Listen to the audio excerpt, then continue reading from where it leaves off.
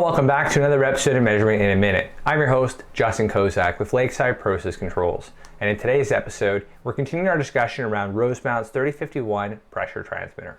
The last episode, we talked about the various terminology that's relevant to understand pressure transmitters. Today, we're going to talk about how they work, specifically gauge pressure transmitters.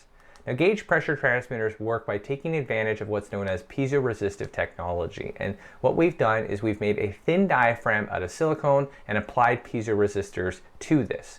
And then what happens is this diaphragm is allowed to deflect or deform when pressure is applied to it. And then that deflection is basically transmitted into those piezoresistors on that diaphragm surface. So as you can see here, we apply the pressure to it, it deflects, and that deflection is directly proportional to a change in resistance.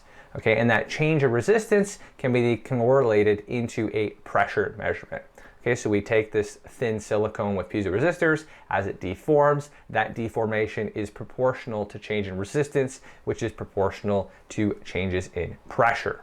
Now, it's one thing to have this diaphragm, but we actually need to amplify these changes and measure these changes. And we do this through a Wheatstone bridge. A Wheatstone bridge is an electrical circuit that's used to measure an unknown electrical resistance. So we're trying to measure this change in resistance. We do this with a Wheatstone bridge. And through this, we are able to measure and convert the resistance into a voltage output.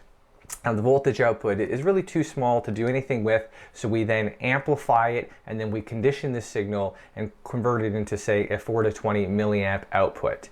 And that's the mechanics of how we measure a gauge pressure measurement.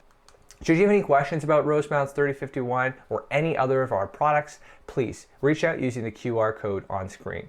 Thanks, everybody. Have a great day.